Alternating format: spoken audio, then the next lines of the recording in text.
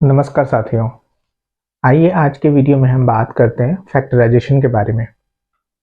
Topic start करने से पहले मेरा आप सबसे रिक्वेस्ट है कि अगर आप चैनल्स पे नए हैं तो आप ज़रूर से चैनल्स को सब्सक्राइब कर लें और बेल आइकन को भी क्लिक कर लें ताकि जैसे ही वीडियो मैं अपलोड करूं तो सबसे पहले आप तक इन्फॉर्मेशन पहुंच जाए। तो आइए टॉपिक की शुरुआत करते हैं। तो दोस्त आइए मैं एक नंबर लिखता हूँ। मान लीजिए मैं एक नंबर लिखता हूँ 4। तो दोस्त जो ये 4 नंबर, ये अगर मैं इसको ऐसे लिखूं 2 इंटू 2, ठीक है। तो बेसिकली दोस्त ये 4 का ये फैक्टराइजेशन हुआ। फैक्टराइजेशन का मतलब होता है जिन नंबरों से मिलके ये बना हुआ है, ठीक है। फैक्टराइजेशन को जो लोग हिंदी मीडियम में पढ़ रहे हैं, हिंदी मीडियम से पढ़ाई कर रहे हैं, तो उनको मैं बताऊं कि फैक्टराइजेशन को हिंदी में गुणनखंड बोलते हैं, ठीक है। तो बेसिकली क्या होता है कि गुणनखंड या फैक्टराइजेशन दोनों एक ही है। हिंदी में उसको गुणनखंड बोलते हैं और अंग्रेजी में फैक्टराइजेशन बोलते हैं। तो चाहे हिंदी मीडियम वाले हो चाहे अंग्रेजी मीडियम वाला हो, बेसिकली कॉन्सेप्ट यही रहेगा जो मैं आपको बता रहा हूँ। मान लीजिए कि जैसे मैं यहाँ पे अगर 8 लिखूं, ठीक है, तो इसको हम कुछ यूं लिख सकते हैं 2 इंटू 2 इंटू 2। तो बेसिकली ये 8 का ये एक गुणनखंड हुआ, मतलब इन नंबर्स के मल्टीप्लिकेशन से ये नंबर बना हुआ है। लाइक वैसे ही अगर मैं 9 लिखूं, ठीक है, तो इसको मैं लिख सकता हूं 3 इंटू 3। तो बेसिकली ये जो 9 है इसका ये गुणनखंड हुआ, मीन्स फैक्टराइजेशन हुआ, मतलब इन नंबर्स के मल्टीप्लिकेशन से ये नंबर बना हुआ है।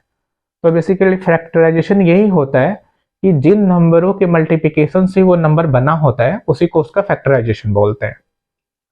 तो आइए अब कुछ सवाल जब हम लेंगे तो आप अच्छे से समझ पाएंगे कि फैक्टराइजेशन को कैसे सॉल्व करते हैं या फैक्टराइजेशन कैसे निकालते हैं। दोस्तों आइए कुछ क्वेश्चन सॉल्व करते हैं और इन सब क्वेश्चन से आप बिल्कुल क्लियर आपको हो जाएगा कि फैक्टराइजेशन को कैसे उसको सॉल्व करते हैं और उसके बारे में कैसे सोचते हैं। तो दोस्तों जो ये क्वेश्चंस हैं वो मैंने लिया है एनसीईआरटी बुक क्लास 8 क्लास के। ये एक्सरसाइज है 14.1 और इसके जो फर्स्ट नंबर क्वेश्चंस हैं वो बिल्कुल आसान है, तो उन सब पे आप उतने नहीं समझ पाएंगे। तो मैं दूसरे नंबर क्वेश्चन से सॉल्व करने की कोशिश करता हूँ। हालांकि ये भी बहुत आसान क्वेश्चंस हैं, लेकिन एक बार आप समझ जाएंगे तो आप बहुत अच्छे से बना पाएंगे। तो आइए इसके बारे में इसको सॉल्व करते हैं। तो देखिए जो पहला क्वेश्चन है और 14.1 का सेकेंड क्वेश्चन का पहला क्वेश्चन ये है 7x माइनस 42। तो इसका फैक्टराइजेशन क्या होगा? तो देखिए दोस्त यहाँ पे 2 टर्म्स हैं, एक यहाँ है और एक यहाँ पे है, ठीक है, 7x माइनस 42। तो बेसिकली क्या है कि हमें देखना है कि इन दोनों में कॉमन क्या है। इन दोनों में से जो मैक्सिमम कॉमन होगा उसको हम बाहर निकाल लेंगे। तो जैसा कि मेरे को दिखाई दे रहा है कि यहाँ पे 7 है और यहाँ पे ये 7 इंटू 6 है, ठीक है, यानी कि मैक्सिमम 7 बाहर कर सकते हैं। और यहाँ पे x है और यहाँ पे कुछ भी नहीं है, तो x को तो कुछ नहीं कर सकते क्योंकि दोनों में कॉमन होना जरूरी है, उन्हीं टर्म्स को हम बाहर ले सकते हैं। तो हमने क्या किया कि ये 7 को ही बाहर कर लिया, ठीक है। अब हमारे पास क्या बच गया, यहाँ पे x बच गया क्योंकि 7 टू x है, तो यहाँ पे x बच गया।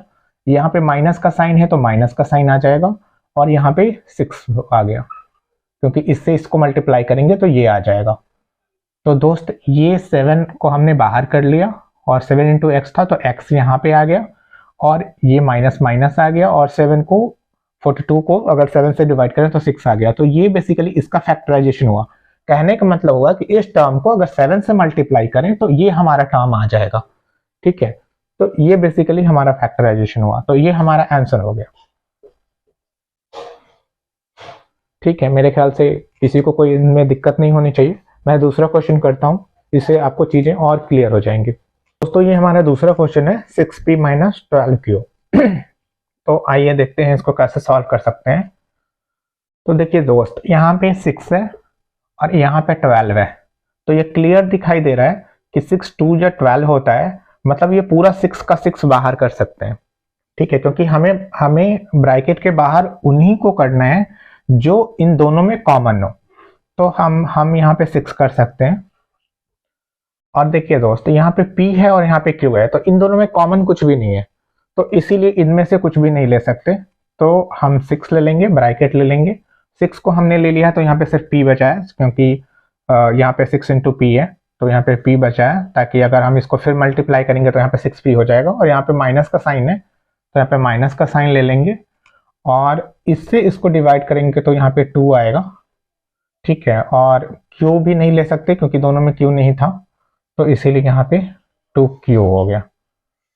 तो बेसिकली ये हमारा आंसर हो गया। अगर फिर इसको सॉल्व करें, अगर इससे इसमें मल्टीप्लाई करें तो ये हमारा टर्म आना चाहिए।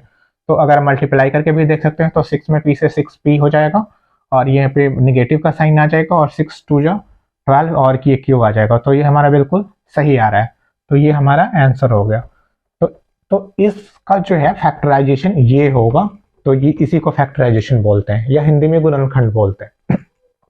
आइए और क्वेश्चंस करते हैं तो आपको और क्लियर हो जाएगा। तो दोस्तों ये हमारा तीसरा क्वेश्चन है, और ये है 7a² प्लस 14a। तो दोस्तों इसको कैसे करेंगे, तो सबसे पहले इक्वल टू लिख लेंगे, और आप देखिए यहाँ पे 7 है, यहाँ पे 14 है, मतलब मैक्सिमम 7 ले सकते हैं। तो हमने 7 ले लिया, और देखिए इसमें a² है और यहाँ पे a है, तो एक ही, अगर यहाँ भी a² होता तो a² ले सकते थे, लेकिन चूंकि यहाँ पे 1 ही सिर्फ a है, तो इसीलिए सिर्फ यहाँ a लेंगे। अब हमारे पास यहाँ पे क्या बच गया, तो देखिए 7 तो हमने ले लिया था, और a² मतलब a इंटू a में से a ले लिया, तो यहाँ पे सिर्फ a बच गया, तो यहाँ पे a लिख लेंगे, और प्लस, और 14 को डिवाइड कर देंगे 7 से, तो यहाँ पे 2 आ जाएगा। ठीक है, और यहाँ पे क्या था कि a को यहाँ पे ले चुके हैं, तो इसीलिए यहाँ पे अब कुछ नहीं बचा, तो इसीलिए इतना ही तक रहेगा, और यही हमारा आंसर हो जाएगा।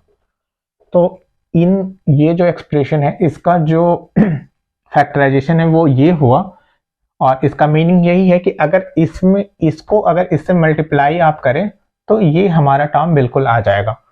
तो ये बेसिकली इसका कॉन्सेप्ट है कि फैक्टराइजेशन किसको बोलते हैं।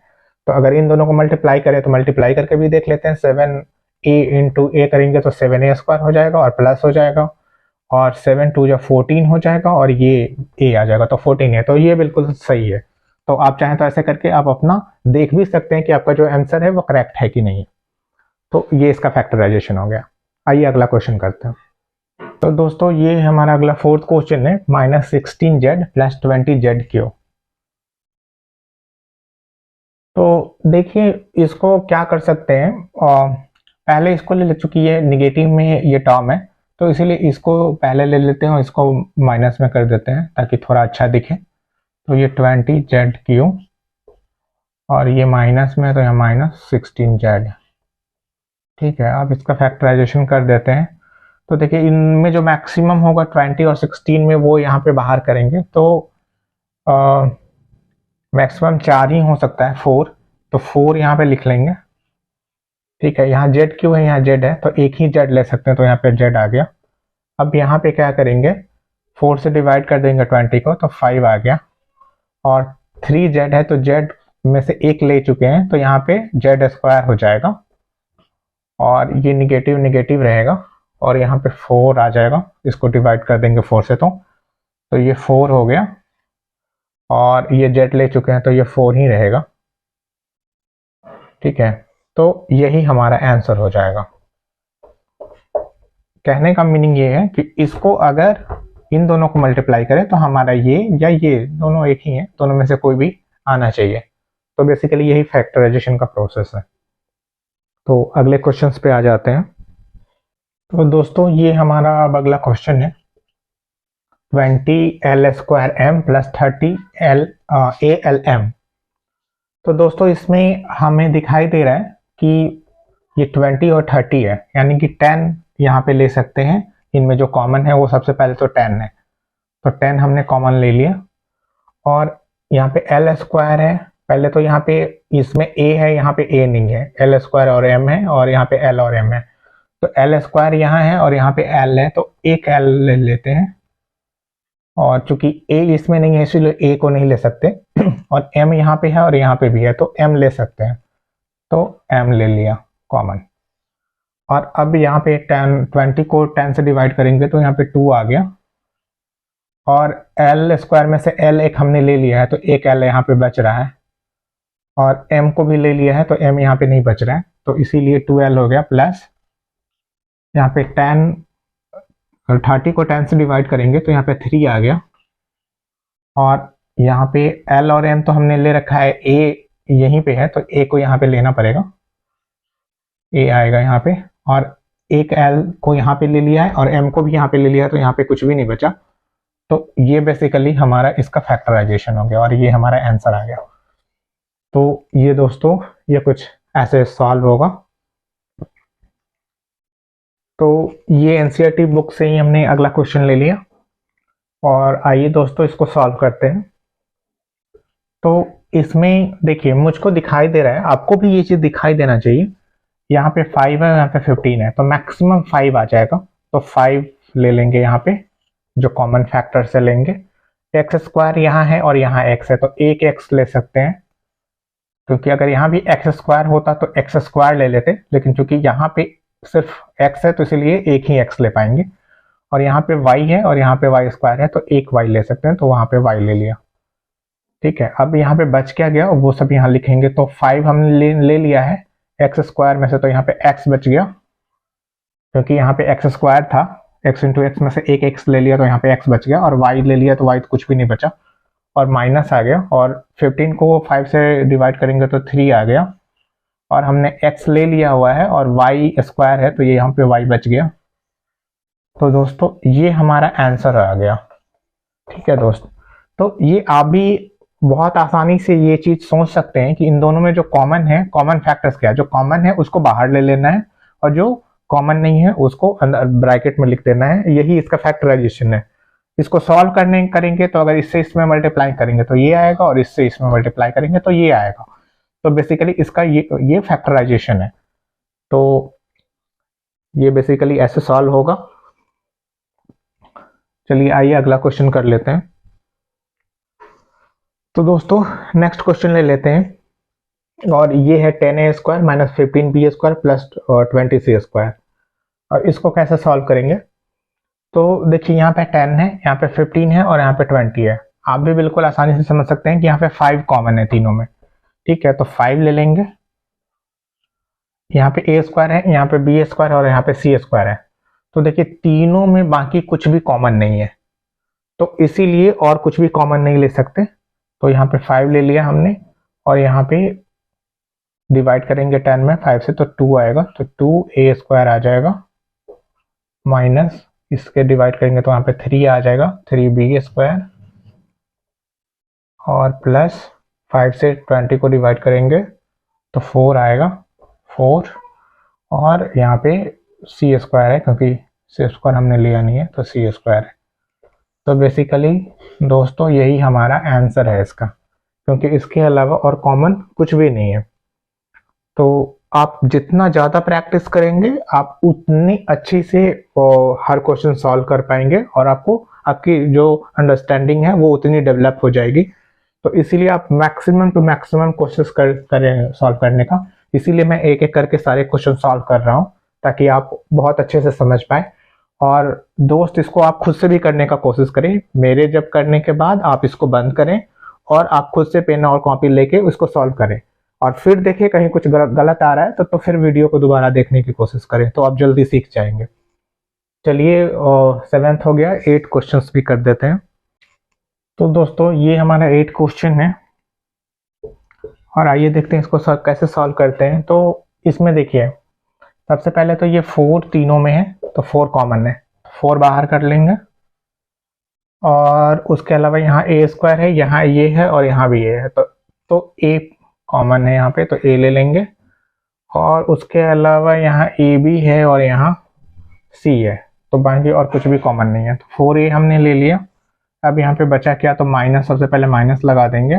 4 ले लिया है, a स्क्वायर में से a ले लिया, तो यहाँ पे a बच गया, तो माइनस a, और प्लस, यहाँ पे प्लस था तो इसलिए प्लस का साइन आ जाएगा। 4 और a ले लिया है तो b बचा, तो यहाँ पे b लिख लेंगे, यहाँ पे माइनस है तो माइनस लिख देंगे, और 4a हमने ले लिया है तो सिर्फ c बचा, तो इसीलिए सिर्फ c आ गया, और ये इसका फैक्टराइजेशन हो गया और यही हमारा आंसर आ गया। तो ये दोस्तों है, हमने किया क्या है, हमने जो मैक्सिमम कॉमन था वो ले लिया है। इसमें बी और सी है लेकिन इसमें नहीं है, तो इसीलिए नहीं ले सकते। 4a इसमें भी कॉमन है, इसमें भी है और इसमें भी है, तो हमने 4a कॉमन ले लिया है और बाकी जो इसके अलावा जो बच गए हैं उसको हमने सिंपली लिख दिया है। यही इसका फैक्टराइजेशन हो गया है। आइए अगला क्वेश्चन करते हैं।